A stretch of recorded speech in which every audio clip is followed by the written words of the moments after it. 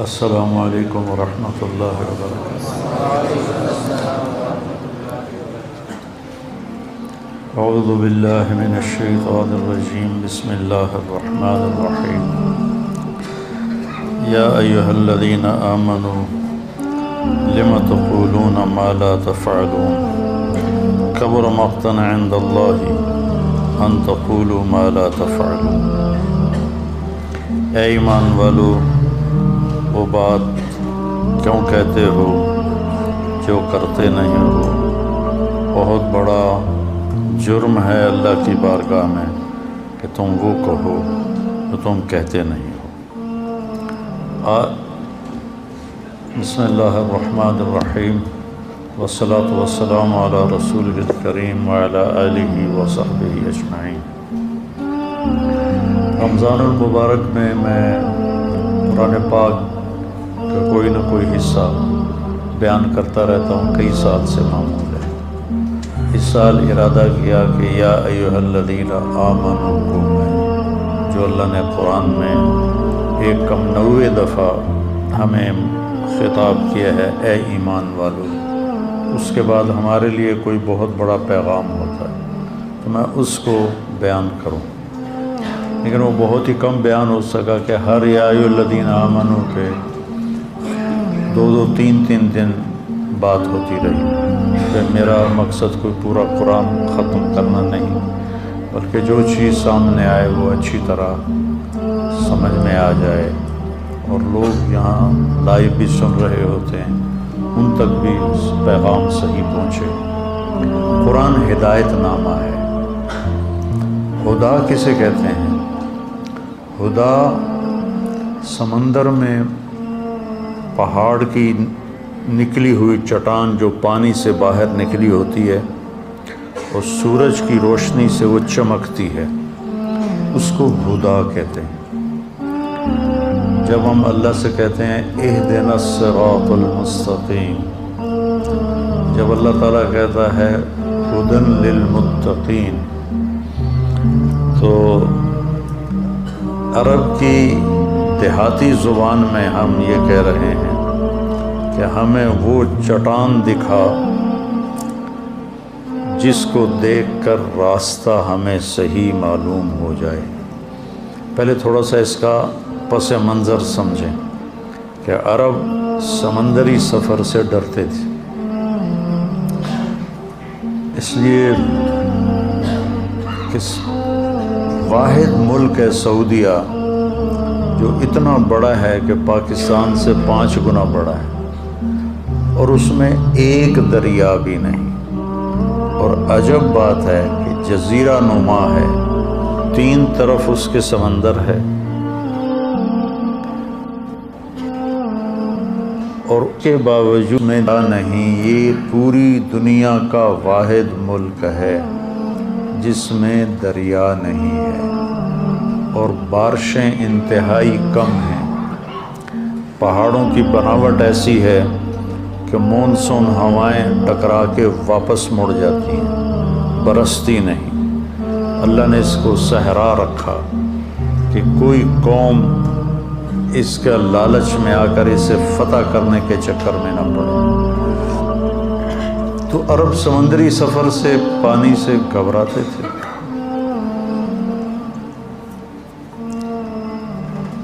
لیکن سمندری سفر تو کرنا ہی پڑتا تھا، تو اس زمانے میں رات کو بالنجم ہم یہتدون، رات کو ستاروں کو دیکھ کے وہ اپنی راہیں متعین کرتے تھے، اور دن میں سمندر میں نکلی ہوئی پہاڑی چوٹیاں وہ ان کی نشانی ہوتی تھی، جس کو ہدا کہتے ہیں۔ ایسے کہ یہ جو چوٹی ہے اس سے جدہ کی طرف راستہ مڑتا ہے، یہ جو چوٹی ہے اس سے یمبو کی طرف راستہ مڑتا ہے، یہ جو چوٹی ہے اس سے عقبہ کی طرف راستہ مڑتا ہے۔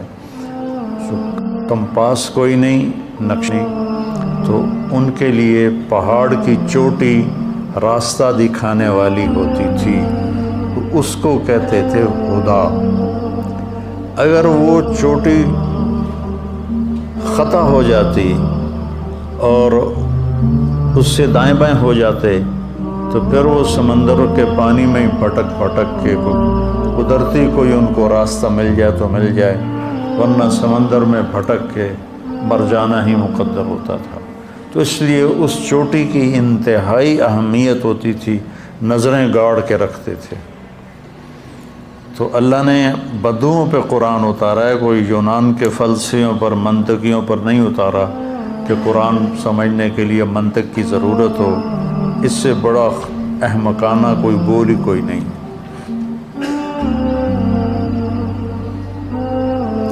تو بدو کی زبان میں وہ پہاڑ کی چوٹی ہے جہاں سے اس نے راستہ پکڑنا ہے، ورنہ وہ ہلاک ہو جائے گا۔ تو اللہ تعالیٰ کہہ رہا ہے یا اللہ ہمیں بھی چوٹی، یہ دعا مانگو، اہدنا، ہمیں بھی وہ چوٹی دکھا، ہمیں ہدایت دے، یعنی ہمیں وہ چوٹی دکھا جس سے ہم سیدھے راستے کی طرف مڑ جائیں۔ یہ ایک پہاڑ کی چوٹی ہے اور اس سے یوں راستہ مڑ رہا ہے۔ تو اس وقت ان کی نظریں ہوتی تھیں، بادبان اس کے مطابق فٹ کر دیے جاتے تھے۔ تو اللہ ہمیں کہہ رہا ہے کہ مجھ سے مانگو کہ میں تمہیں وہ چوٹی دکھاؤں جس کو پکڑ کر تم سیدھے راستے پہ چل پڑو گے۔ انسانیت ایک سمندر ہے، اس کو یہاں اللہ کیسے فٹ کیا ہے؟ انسانیت ایک سمندر ہے اور اس میں اور آپ کشتی کی مانند ہے، میرا اور آپ کا وجود ایک کشتی کی مانند ہے۔ اس انسانیت کے سمندر میں ہم نے وہ سیدھا راستہ تلاش کرنا ہے جس سے ہماری دنیا بھی بنے، ہماری آخرت بھی بنے۔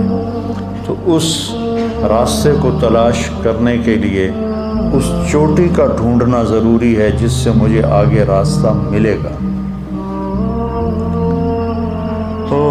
ایک دفعہ میں عرفات میں اپنے خیمے سے نکلا کچھ دوستوں کے خیمے کے پاس جانے کے لیے، اور راستے میں نشانیاں لگاتا ہوا گیا۔ اب مجھے کیا خبر تھی کہ شام کو نقشہ ہی تبدیل ہو جائے گا۔ جب میں عصر کے بعد باہر نکلا تو ساری نشانیاں ٹوٹی پڑی تھی۔ تو میرا کلیجہ ایسے اچھل کے منہ کو آ گیا کہ ہوئی کیا بنے گا، کہ اب میں کدھر جاؤں۔ حالانکہ مجھے عربی آتی ہے اور میں کسی سے بھی راستہ پوچھ سکتا ہوں، لیکن اب نہ مجھے اس خیمے کے نمبر پتہ۔ میں تو اطمینان سے نکلا، یہ نشانی، یہ نشانی، یہ نشانی، یہ، اور یہاں یہ آ گیا میرے دوستوں کا خیمہ۔ جب نکلا تو ساری نشانیاں ٹوٹی پڑی تھی۔ تو اس وقت جو میری کیفیت ہوئی، 1 گھنٹے کے لیے میں اندازے سے چلتا گیا اور اپنے خیمے میں پہنچا۔ اس شک والی کیفیت میں میری جان نکل رہی تھی۔ حالانکہ کوئی ایسا مسئلہ نہیں تھا، میں نے تو نہ بھی ملتا تو میں پیدل ہی چلا جاتا، مزدلفہ کی طرف لوگ پیدل جا رہے تھے۔ تو زندگی کا راستہ اگر گم ہو جائے، زندگی کا راستہ گم ہو جائے، جس راستے پہ چل کر زندگی کامیابی سے ہمکنار ہوتی ہے، اگر وہ گم ہو جائے تو ہلاکت، تباہی، بربادی۔ آپ جا رہے ہو نا گاڑی میں اور ایک موڑ آپ غلط مڑ جائیں تو آپ سٹ پٹا جاتے ہیں، غلط ایگزٹ لے لیا جائے، اب وہ دوبارہ چکر کاٹ کے آنا پڑے گا۔ ایک موڑ آپ غلط مڑ جاؤ تو آپ کا دماغ ہل جاتا ہے۔ اگر پوری زندگی کے سفر کا موڑ غلط مڑ گئے تو کیا حال ہوگا؟ تو اللہ تعالیٰ نے پھر ہمیں سیدھا راستہ دکھانے کے لیے کہا، ہم نے مانگا اہدنا، ہمیں وہ چوٹی دکھا جس سے آگے ہمیں سیدھا راستہ ملے گا، الصراط المستقیم۔ تو اللہ تعالیٰ نے کہا ھدی للمتقین، ذالک الکتاب، الف لام میم، ذالک الکتاب لا ریب فیہ ھدی للمتقین۔ یہ ایک تمہارے لیے پہاڑ کی چوٹی آ رہی ہے۔ یہ قرآن جیسے پہاڑ کی چوٹیاں بحری جہازوں کے لیے راستے کا نشان بنتی ہیں، یہ میرا قرآن ہے، یہ تمہاری زندگی کے صحیح راستے کا رہبر بنے گا اور نشاندہی کرنے والا بنے گا۔ اس کو مضبوطی سے پکڑ لو۔ اس لیے میرے نبی نے فرمایا تھا وَإِذَا الْتَبَسَتْ عَلَيْكُمُ الْأُمُورُ كَقِطْعِ اللَّيْلِ الْمُظْلِمِ، جب تم پر اندھیری رات کی طرح فتنے ٹوٹ پڑیں تو تم کیا کرو؟ علیکم بالقرآن، قرآن کو مضبوطی سے تھام لو، اسے سینے سے لگا لو، اس میں کھوج نکالو میری کامیابی کہاں ہے، کس طرح ہے۔ فَإِنَّهُ مَاحِلٌ مُصَدَّقٌ وَشَافِعٌ مُشَفَّعٌ، جس کے بارے میں یہ سفارش کرے گا وہ کامیاب ہوگا، جس کے بارے میں یہ جھگڑا کرے گا وہ ہلاک و برباد ہو جائے گا۔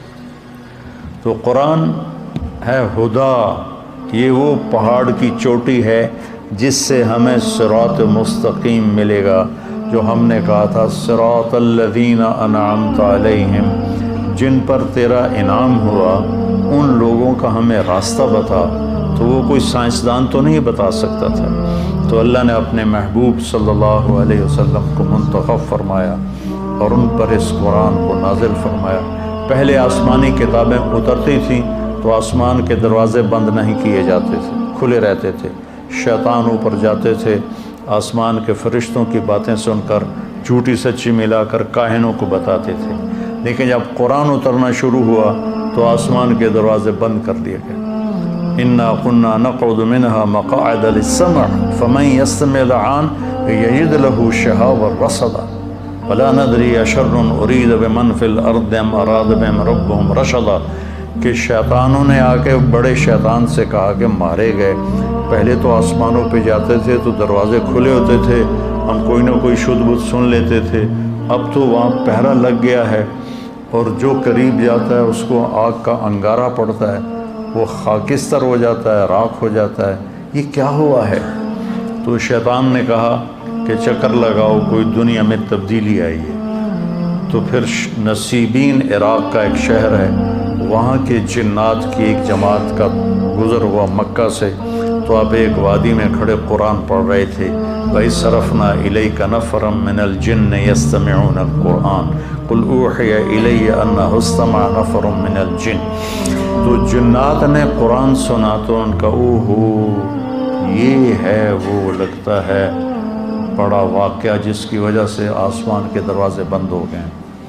پہلی کتابوں کو لکھوایا گیا، اللہ نے لکھوایا فرشتوں کے ذریعے سے، تورات لکھوائی گئی، زبور لکھوائی گئی، انجیل بائبل لکھوائی گئی اور اتار دی گئی۔ یہ اللہ کی زبان سے نکلا ہوا کلام نہیں ہے، تورات زبور انجیل یہ لکھا ہوا کلام ہے، اس لیے یہ تبدیل ہو گیا، اس میں خود اس مذہب والوں نے تبدیلیاں کر دیں، اور زبور تو ویسے ہی مٹ گئی، اس کا کوئی نشانی کوئی نہیں، اور باقی ساری کتابوں کے ترجمے موجود ہیں، اصل زبان میں جو کتاب تھی وہ نہیں ہے۔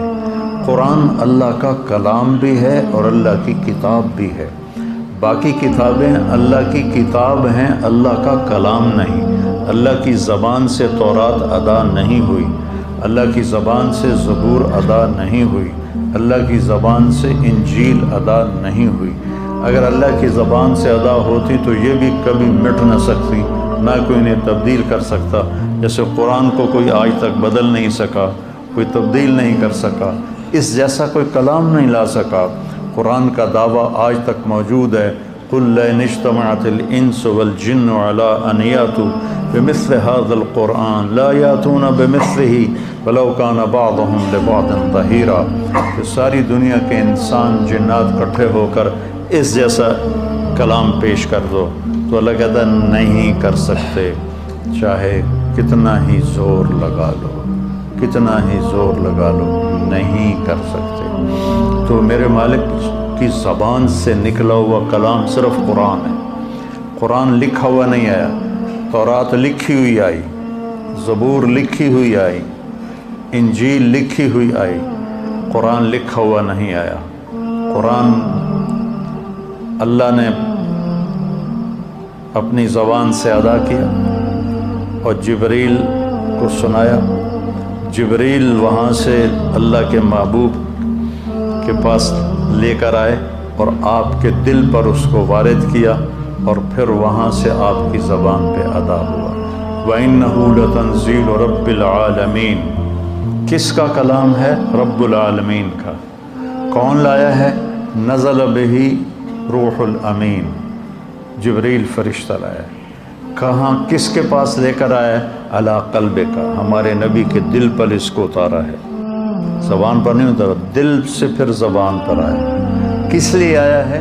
لتکون من المنذرین، لوگوں کو آخرت کے بارے میں خبردار کرنے کے لیے آیا ہے، اور برے کام کے انجام بتانے کے لیے آیا ہے، اور اچھے کام کے نتیجے بتانے کے لیے آیا ہے۔ کس زبان میں ہے؟ بلسان عربی مبین، خوبصورت واضح عربی زبان میں ہے۔ عربی مبین سے یہ اشارہ ملتا ہے کہ قرآن سمجھنے کے لیے اتنی عربی کا جاننا ضروری ہے کہ بات تم پر کھل جائے۔ صرف ضرب یضرب والی عربی سے قرآن سمجھ میں نہیں آتا، اس کے لیے جان جوکھوں میں ڈال کے اس زبان کو سیکھنا پڑتا ہے، پھر اللہ تعالیٰ کھول دیتا ہے۔ جو بھی کوشش کرے گا اللہ اس پہ کھول دے گا۔ تو قرآن اللہ کی کتاب ہے، اللہ کا کلام ہے۔ باقی کتابیں اللہ کی کتاب ہیں، اللہ کا کلام نہیں ہے۔ قرآن نہ مٹنے کے لیے آیا ہے، اسے کوئی تبدیل نہیں کر سکتا، اس میں کوئی آگے پیچھے نہیں کر سکتا، کوئی آیت آگے اور کوئی آیت پیچھے نہیں کر سکتا، اس کو کوئی ختم نہیں کر سکتا۔ یہ اٹھا لیا جائے گا، ایک رات صبح اٹھیں گے تو قرآن خالی ہوگا، کچھ بھی نہیں ہوگا۔ تو میرے بھائیو، رمضان شریف ختم ہو رہا ہے، 27 کو یہاں چھٹیاں ہو جائیں گی، کل کا دن ہے اور پرسوں کا دن ہے۔ اس قرآن کو اپنے سینے سے لگا لو، اس کا ترجمہ پڑھو، یہ کیا کہتا ہے۔ خاص طور پہ مکی صورتیں غور سے پڑھو کہ وہ جھنجھوڑتی ہیں انسانی دماغ کو اور انسانی دل پہ لرزہ طاری کر دینے والی صورتیں ہیں۔ ان کا جو ردم ہے اور ان کی جو موسیقی ہے وہ اتنی طاقتور ہے کہ سمجھ میں نہ آئے تو بھی دل ہلتا ہے۔ اذا الشمس كورت واذا النجوم انكدرت واذا الجبال سيرت واذا العشار عطلت واذا الوحوش حشرت واذا البحار سجرت واذا النفوس زوجت واذا الموءودة سئلت بأي ذنب قتلت واذا الصحف نشرت واذا السماء كشطت واذا الجحيم سعرت واذا الجنة أزلفت علمت نفس ما احضرت اذا السماء انفطرت واذا الكواكب انتثرت واذا البحار فجرت واذا القبور بعثرت علمت نفس ما قدمت واخرت۔ دل دماغ ہلا کہ نہیں ہلا؟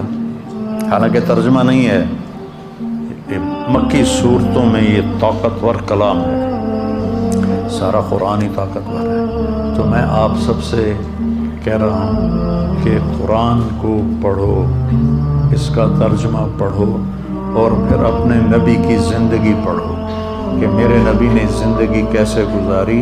ہم جانور ہیں اگر ہمارے سامنے اپنے نبی کی زندگی نہیں ہے۔ ہمارے سامنے اگر پنجابی ثقافت ہے تو ہم جانور ہیں، ہمارے سامنے پشتو ثقافت ہے تو ہم جانور ہیں، ہمارے سامنے سندھی ثقافت ہے تو ہم جانور ہیں، ہمارے سامنے بلوچی ثقافت ہے تو ہم جانور ہیں۔ انسان وہ ہے جو اللہ کے نبی کی تہذیب اور ثقافت کے پیچھے چلنے والا۔ تو یہ تھوڑا سا تمہیداً میں نے بات کی۔ آج ایک آیت آئی ہے جس کے بارے میں بہت ہی غلط فہمیاں پائی جاتی ہیں۔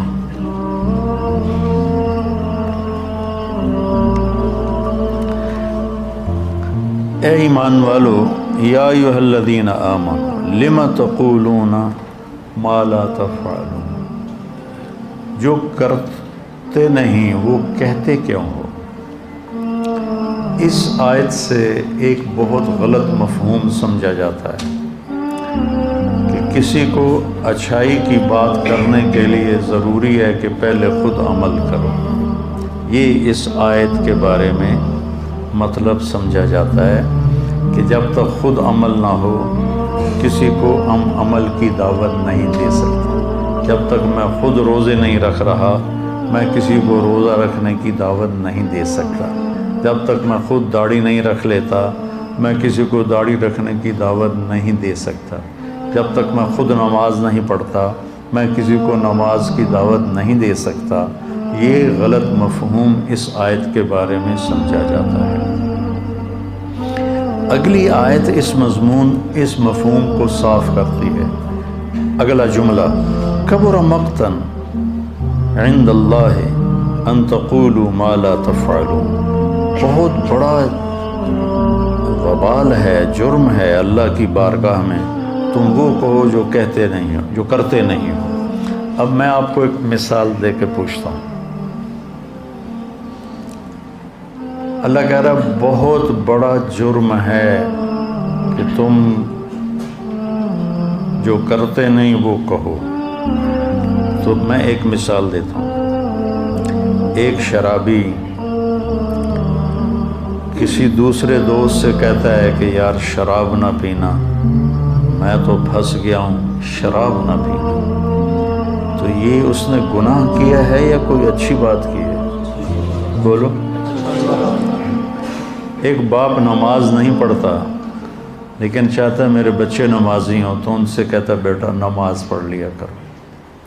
تو یہ گناہ کیا ہے یا کوئی نیکی کا کام کیا ہے؟ ہمارے دیہاتوں میں لوگ ان پڑھ ہیں، قرآن نہیں پڑھے ہوئے، نماز بھی ٹوٹی پھوٹی ہے. تو ہم نے وہاں اب گاؤں میں اب بہت جگہ مدارس ہیں ماشاءاللہ. تو گاؤں کے چھوٹے چھوٹے بچے وہ پکڑ کے ہم وہاں بلاتے ہیں، ان کو قرآن پڑھاتے ہیں اور ان کے والدین خود ان کو بھیجتے ہیں. اب نہ ماں پڑھی ہوئی ہے قرآن، نہ باپ پڑھا ہوا ہے، اور وہ اپنے بیٹے کو قاری صاحب کے ساتھ بھیج دیتا ہے کہ جا پتر پڑھ، جا پتر پڑھ. خود تو وہ سورۃ فاتحہ کے سوا کچھ جانتا نہیں. تو کیا اس نے یہ جرم کیا ہے کہ بیٹے سے کہے آگے بیٹا کہے آپ تو پڑھیا نہیں، مینوں کیوں آندا پیا، جا پہلے تو آپ پڑھ. یہ اس طرح کا یہ بہت بڑا مس انڈرسٹینڈنگ ہے اس آیت کے بارے میں. اپنے کرتوت تو پہلے ویکھو پھر سانو تبلیغاں کریا جے. پہلے اپنے کرتوت ٹھیک کرو پھر سانو تبلیغاں کریا جے. جو مجھے 3 دن کے لیے لے گیا تھا وہ کلین شیو ہی مرا رہا، ساری زندگی کلین شیو رہا اور کلین شیو ہی مر گیا. تو میں اس کو کہتا تیرے منہ تے تو داڑھی نہیں، تو کڑی تبلیغ کرنا آ گیا، چل بھج جا. تو آج مجھ سے بڑے گھاٹے والا کون ہوتا؟ اس آیت کا مطلب بالکل یہ نہیں ہے کہ الدال علی الخیر کفاعلہ، کسی کو نیکی کی بات بتانے والا اور اگر وہ نیکی کا کام کر لے تو کہنے والے کو بھی اس کا اجر ملتا ہے. اور آیت کے بارے میں یہ مفہوم سمجھا جا رہا ہے جب تک خود عمل نہ ہو تو ہمیں تو دعوت دینی نہیں چاہیے. اس کے ساتھ آپ کو ایک قرآن کی آیت سناتا ہوں. لعن الذین کفروا من بنی اسرائیل علی لسان داود و عیسی ابن مریم ذلک بما عصوا وکانوا یعتدون کانوا لا یتناہون عن منکر فعلوہ. بنی اسرائیل پر لعنت برسی داؤد علیہ السلام اور عیسیٰ ابن مریم کی زبان سے. اس کی وجہ یہ ہے کہ وہ گناہوں میں بہت آگے چلے گئے تھے. نمبر 1. نمبر 2. کانوا لا یتناہون، نہیں روکتے تھے، غور سے سننا، نہیں روکتے تھے عن منکرن، اس گناہ سے اور لوگوں کو، فعلوہ، جس گناہ کو وہ خود کر رہے ہوتے تھے اس گناہ سے وہ اوروں کو نہیں روکتے تھے. اس پر اللہ ان پہ لعنت برسا رہا ہے. ایک ان کی نافرمانی اور ایک یہ کہ تم خود گناہ گار ہو تو کسی کو دیکھتے ہو تو اس کو روکو تو صحیح. سبحان اللہ، کتنا کلیئر اللہ نے کر دیا ہے. لا یتناہون عن منکر فعلوہ، نہیں روکتے تھے اس گناہ سے جو وہ خود کر رہے ہوتے تھے. تو اس آیت کے مطابق تو اسے روکنا چاہیے نہیں. خود شراب پیتا ہے تو اسے تو شراب سے نہیں روکنا چاہیے. خود نماز نہیں پڑھتا تو اسے نماز کے لیے نہیں کہنا چاہیے. تو سارا سسٹم وہ تباہ ہو جائے گا. اگر یہ مفہوم صحیح لیا جائے تو پھر اس آیت کا مفہوم کیا ہے؟ اس آیت کا مفہوم یہ ہے کہ جو تم کر نہیں رہے اس کے بارے میں کیوں کہتے ہو کہ میں نے کیا ہے؟ روزہ نہیں رکھا ہوا، ٹھیک ہے، اور لوگوں سے کہہ رہا ہے یار روزہ بڑا لگ رہا ہے، یہ ہے لما تقولون ما لا تفعلون، کہ جو کام تم نے نہیں کیا اس کام کے بارے میں کیوں کہتے ہو کہ میں نے کیا ہے۔ اب اگلی آیت سنو، بہت بڑا جرم ہے اللہ کی بارگاہ میں کہ تم کرتے تو ہو نہیں اور لوگوں کو کہتے ہو میں نے کیا ہے، یہ جھوٹ ہے اور یہ دھوکہ ہے، اس لیے یہ بہت بڑا جرم ہے اللہ کی بارگاہ میں۔ تب جا کر کبر مقتن اپنے مقام پر آئے گا، ورنہ تو کبر مقتن کا تو یہاں کوئی موقع ہی بنتا ہوا نظر نہیں آتا۔ جس نے مجھے عالم بننے کی ترغیب دی وہ ایک کوثر نام تھا اس کا، پشاور کا تھا، اور ایک اس کا جنرل سٹور تھا، اور میری رائمنڈ میں اس کے ساتھ تشکیل ہو گئی۔ میں 4 مہینے کے آخری ہفتے میں تھا اور ایک لمحے کے لیے بھی میرے دل میں نہیں آیا 4 مہینے میں کہ میں، ایک دفعہ خیال آیا، میں یہ سمجھتا تھا، آپ دیکھو کس قدر یعنی اس راستے کی اور اہل علم کی دل میں کمی تھی کہ میں سمجھتا تھا آدمی 6 مہینے میں مولوی بن جاتا ہوگا۔ تو میں نے ایک مولوی صاحب سے پوچھا، میں نے کہا ایک مولوی کو بننے میں کتنے مہینے لگتے ہیں؟ مہینے؟ وہ کہنے لگا 8 سال لگتے ہیں۔ وہ تیرو پھل ہو جائے گا، 8 سال بڑا اوکھا کام ہے۔ تو میرے ذہن سے وہ نکل گیا۔ تو وہ میرے سال مجھ سے بڑا تھا عمر میں، وہ دکاندار تھا، دکان چلاتا تھا، میری تو اسے 18 سال عمر تھی۔ تو وہ مجھ سے پوچھتا ہے تم کیا کرتے ہو؟ میں نے کہا میں نے FSc کی ہے، میں نے میڈیکل کالج میں میڈیکل پڑھنا ہے، ڈاکٹر بننا ہے۔ کہنے لگا تمہارے والد کیا کرتے ہیں؟ میں نے کہا وہ ذمہ دار ہیں۔ کہنے لگا پھر تم عالم بن جاؤ، ڈاکٹر بن کے کیا کرو گے؟ عالم بن جاؤ، تمہاری آخرت بن جائے گی۔ اب میں اسے کہتا پہلے اپنی دکان سنبھال پھر میرے نال گل کریں، آپ تو دکاندار ہیں، میں نے تو آکھی جانا ہے عالم بن جا، چل۔ تو کتنا گھاٹے کا سودا ہوتا میری زندگی کا۔ تو مجھے ترغیب دینے لگ گیا، تو عالم بن جا۔ میں کہا یار میری جان چھوڑ، مشکل کام ہے، میں نہیں کر سکتا۔ کہنے لگا اچھا ڈاکٹر بن کے کیا کرو گے؟ اتنا ہی ہے نا کہ پہلے بھی اللہ نے مال دیا ہوا ہے، اس نے پیسے کا لفظ استعمال کیا تھا، پہلے ہی اللہ نے پیسے دیے ہوئے ہیں، تو ڈاکٹر بنو گے تو کچھ پیسے اور زیادہ ہو جائیں گے، اس سے زیادہ تم ڈاکٹری میں کیا کرو گے؟ اس نے میری کلی اڑا دی، حق سے اڑ گئی۔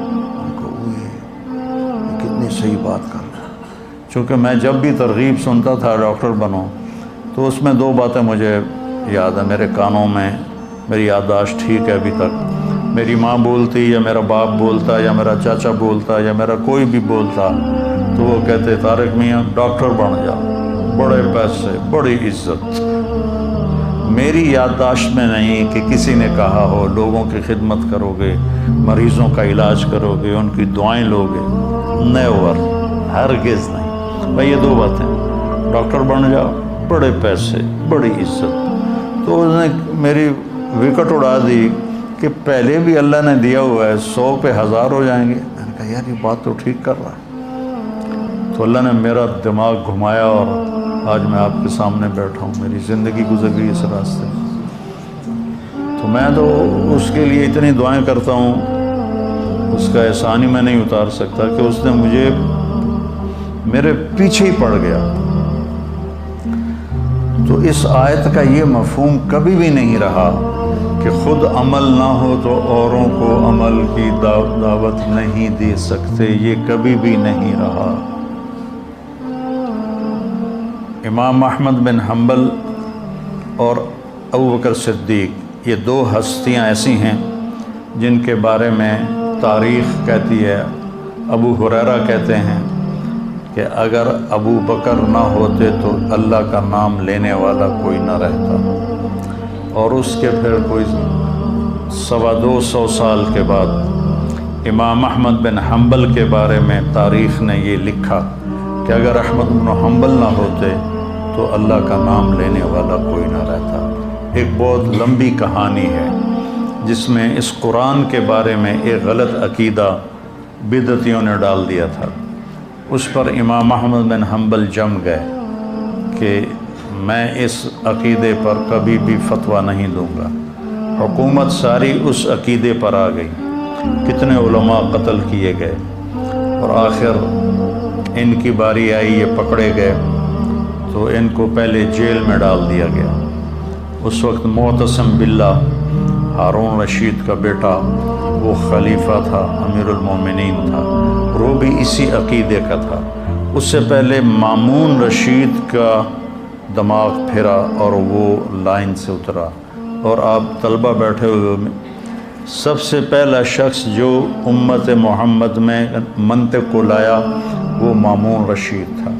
اگر یہ کمبخت ہدایت کا ذریعہ ہوتی تو مامون تو گمراہ نہ ہوتا۔ منطقی دلائل سن کر، اور وہ قرآن کے مخلوق ہونے کا دعویٰ کر بیٹھا۔ وہ حافظ حدیث تھا، حافظ قرآن تھا، اور حافظ الحدیث تھا، اور ایسا پٹڑی سے اترا، ایسا پٹڑی سے اترا، کتنے بڑے بڑے علماء اس نے قتل کروائے، اور کتنے سال تک امت اس فتنے سے گزرتی رہی اور مصیبت اٹھاتی رہی۔ تو سبب اس کا منطق تھی، منطق۔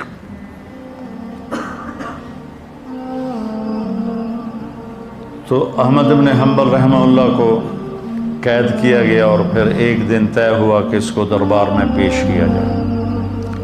تو احمد بن حنبل فرماتے ہیں کہ مجھے خیال آیا کہ میں بوڑھا ہو گیا ہوں اور میں یہ حکمرانوں کے کوڑے برداشت نہیں کر سکتا، میں ان کی سزا برداشت نہیں کر سکتا، تو میں بھی جان بچانے کے لیے کہہ دوں گا ٹھیک ہے قرآن مخلوق، کیونکہ جان بچانے کے لیے کلمہ کفر کہنا جائز ہے۔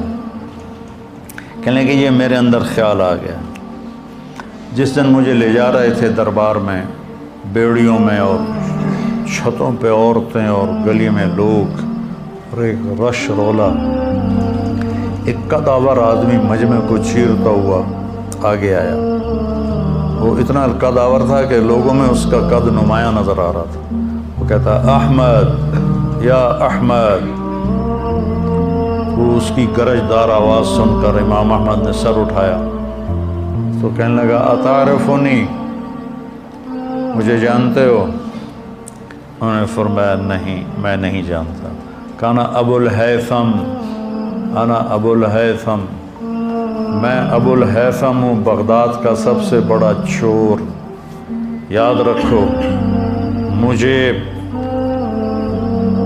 اس جرم کی سزا میں 18,000 کوڑے لگ چکے ہیں اب تک، اور میں نے وہ چوری نہیں چھوڑی، تم کوڑوں کے ڈر سے حق نہ چھوڑ دینا۔ احمد بن حنبل فرماتے ہیں اس نے مجھے زندہ کر دیا، میرے اندر لہر دوڑ گئی۔ ایک چور کی دعوت نے امام وقت کو ہدایت کا راستہ دکھا دیا، چور کی دعوت، اور کہہ رہا ہے کہ ابھی تک میں نے چوری نہیں چھوڑی، اور مجھے مختلف اوقات میں جو کوڑے پڑے ہیں 18,000 کوڑے پڑے ہیں، اور میں نے چوری نہیں چھوڑی، دیکھو تم حق نہ چھوڑ دیں۔ تو امام احمد بن حنبل تن گئے، کہا مجھے اس نے بیٹھے بیٹھے شروع ہو جاتے رحم اللہ ابا الہیثم، رحم اللہ ابا الہیثم، زور زور سے کہنا شروع کرتے اللہ ابو الہیثم پہ رحم فرما۔ ایک دن بیٹے نے پوچھا یہ ابو الہیثم کون ہے؟ آپ نے کبھی بتایا نہیں ہمیں کہ ابو الہیثم کون ہے؟ تو پھر یہ سارا قصہ سنایا جو میں نے آپ کو سنایا کہ وہ شخص ہے جس نے میرے ایمان کو زندہ کر دیا اور میں ان کے کوڑے کھانے کے لیے تیار ہو گیا۔ تو پھر وہی ہوا، احمد بن ابی داود ان کا مفتی تھا، اور احمد بن حنبل اہل السنت کے اس وقت ترجمان تھے، اس نے کہا یہ میرے نزدیک واجب القتل ہے، اس کا قتل، اس کا خون میرے ذمہ ڈال دو، اسے قتل کر دیا جائے۔ تو معتصم تھوڑا ڈرتا تھا کہ بہت بڑی شخصیت ہے، تو اس نے کہا کہ کون ہے جو ان کو کم سے کم کوڑوں میں ہلاک کر دے؟ تو ایک حبشی کھڑا ہوا، اس نے کہا جو میرے 10 کوڑے کھا لیتا ہے وہ زندہ نہیں رہتا۔ انہوں نے کہا تم اور اس کے کوڑے لگاؤ۔ ان کا کرتا اتارا گیا اور اس نے 60 کوڑے لگائے، 60، اور خون ایسے بہہ رہا تھا، اور ان کی چادر کھل گئی، تہمت کھل گیا۔ جب تہمت کھلا تو انہوں نے کہا یا اللہ مجھے بے پردہ ہونے سے بچانا۔ تو کھلا ہوا کوئی چادر وہیں ہوا میں معلق ہو گیا، ایسے کھڑی ہو گئی، تو ان پر غشی طاری ہو گئی۔ تو احمد بن ابی داود آیا اور آ کر کہنے لگا اب بھی اگر تم کہہ دو قرآن مخلوق ہے تو میں تمہیں خلیفہ کے عذاب سے بچا لوں گی۔ تو انہیں ایسے جھرجھری لی اور کہنے لگے اب بھی تم کہہ دو کہ قرآن اللہ کا کلام ہے تو میں تمہیں اللہ کے عذاب سے بچا لوں گا۔ ایک چور کے کھاتے میں ہے امت کا اسلام، تو کبھی خیر کی بات سے منہ نہ موڑنا، چاہے تمہارا عمل ہے یا نہیں۔ دعوت دینا ہمارے ذمہ ہے، لوگوں کو خیر کی بات بتانا ہمارے ذمہ ہے۔ اس لیے میں کہتا رہتا ہوں کہ تبلیغ میں جاؤ آپ لوگ، صرف 3 دن لگا لیا کرو تو آپ کا بہت نفع ہوگا، بہت نفع ہوگا، بہت سیکھنے کو ملے گا۔ اور جیسے رمضان میں بھائی کوئی نماز پڑھ رہا ہے، کوئی قرآن پڑھ رہا ہے، کوئی تسبیح پڑھ رہا ہے، رمضان کے بعد بھی یہ شروع ہے تو انشاءاللہ بہت فائدہ ہوگا۔ سبحانک اللہم و بحمدک، اشہد ان لا الہ الا انت، استغفرک و اتوب الیک۔ اللہم انا نسألک خیر ما سألک منہ عبدک و نبیک محمد صلی اللہ علیہ وسلم، ونعوذ بک من شر ما استعاذک منہ عبدک و نبیک محمد صلی اللہ علیہ وسلم۔ اللہم انت المستعان و علیک البلاغ، لا حول ولا قوة الا باللہ۔